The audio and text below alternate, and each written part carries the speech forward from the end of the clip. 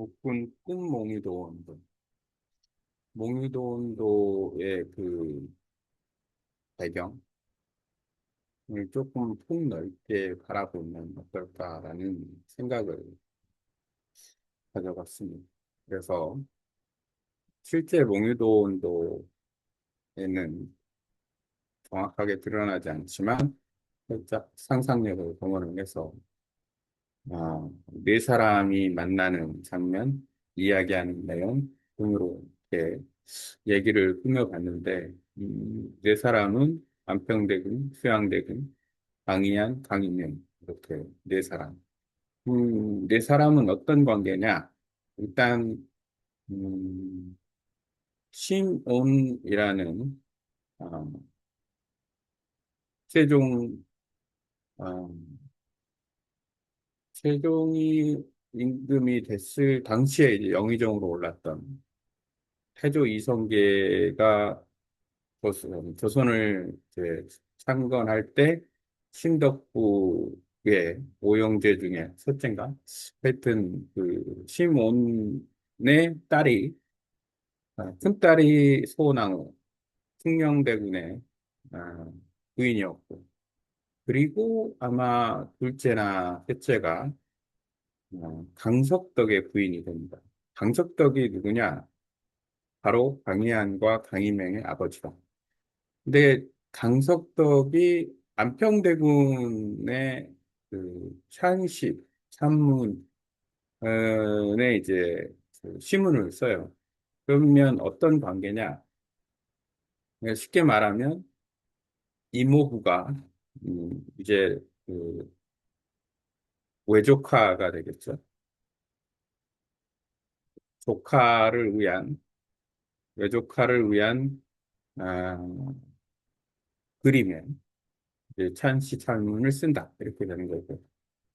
강석덕은 아마 세종이 나이가 좀 더 많고 강석덕이 조금 어리지 싶은데 그럴 것 같아요. 그리고 그 당시 조선 시대에는 보편적으로 평균 남자가 한 두세 살 정도 여자보다 어린 나이였다라는 걸 감안했을 때는 아, 더 차이가 좀 나지 않았을까라는 생각이 듭니다.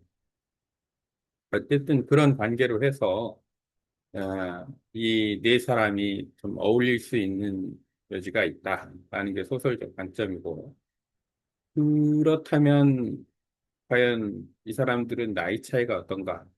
강희안과 안평대군은 나이가 같다. 그리고 강희맹이 이제 한 4살 정도 어리다. 수양대군은 안평대군하고 연년생이다. 현실과 권력, 예술과 이상, 화려함을 돋아낼 수 있어 있는 둘째하고 안평대구는 예술가에서 학문과 예술을 사랑하는 영상가 강희안 강민. 근데 그 강석덕과 강희안 강인명은 약간 이제 중도적인 그런 그 관계가 있지 않았나라는 생각이 듭니다. 왜냐하면 아, 힘의 추가 수양대군에 더 있지 않을까. 그러니까 결국에는 힘 있는 사람이 그냥 보호한 거다. 그냥 평대군과 수양대군의 관계 속에서 뭐 강희안과 강희맹 또는 강석덕이 그렇게 권력의 높은 위치에 있었던 것도 아니고 그런 관계인 거죠. 어, 그렇기 때문에 한 발 뒤에 머물러 있었기 때문에 아마도 강희맹은 아주 롱런을 하고 강희안은 좀 일찍 죽어요. 하지만 뭐 그는 뭐 당시에 평균 수명이 그랬으니까 강석덕은 조금 더 오래 살고 그렇습니다. 예술 학문 정치적 감각을 겸비한 당대 최고의 문인 현재다. 평화로운 매화향기 속 하나의 그림을 향한 네 사람의 시선은 완전히 다른 것을 향하고 있다. 휴양대군, 현실과 권력, 화려함보다는 질서와 힘의 중심. 음, 휴양대군은 현실 없는 세계를 그린 정교한 기술 회상이지만 회상이 아닌 치밀한 교감의 미술. 한평대군은 누구나 마음속에 품고 있는 그다라고 싶은 보험의 언덕한 체험. 강의의 비의금, 안견이 재창조한 조선의 산청, 사람이 아닌 기가 그린 듯한 필선의 생명력이 있습니다. 강림행, 현실의 이상의 달이 인간의 이상과 도달할 수 없는 세계에 대한 절망합니다. 안견과 강의한 강희맹 역시도 연결고리가 좀 있습니다. 왜냐하면 강석덕의 어머니가 순응안 씨예요. 그렇기 때문에 강석덕의 입장에서는 안견이 강석덕과 나이가 좀 비슷하거나 좀 어리거나 어쨌든 안견은 연륜으로 봐서는 안평대군보다는 훨씬 나이가 많지 않았을까.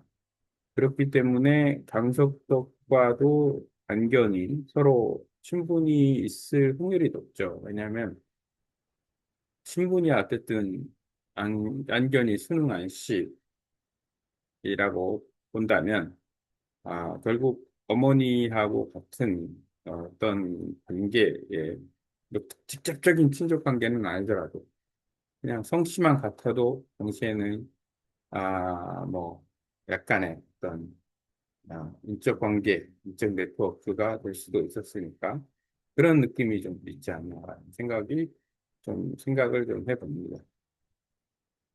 음,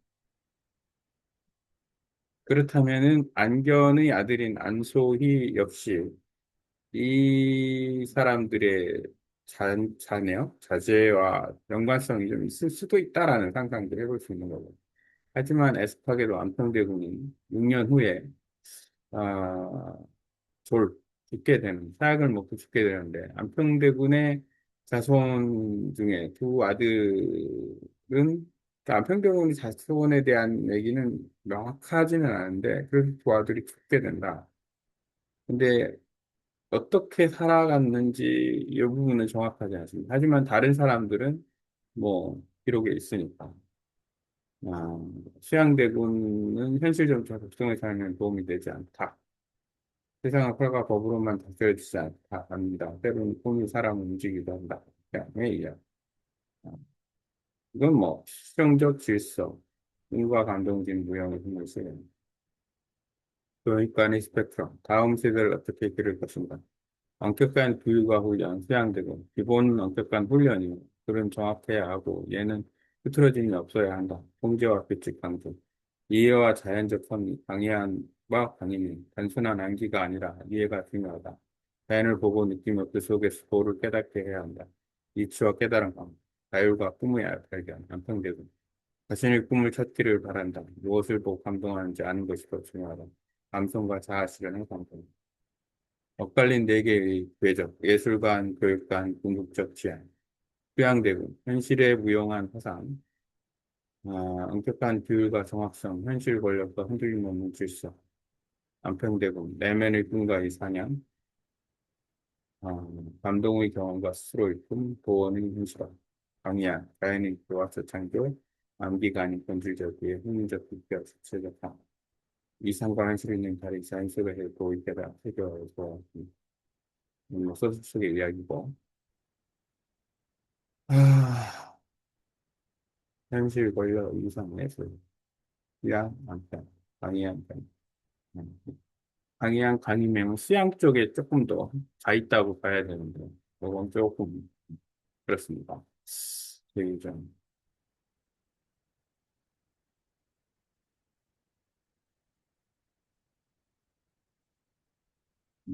해가 길고 비에 닿은 그림자가 길어져 그들이 평화로운 대화는 끝이 있습니다. 그림 속을 보면 내게 누구에게도 같이 하기 있고 만들고 있습니다.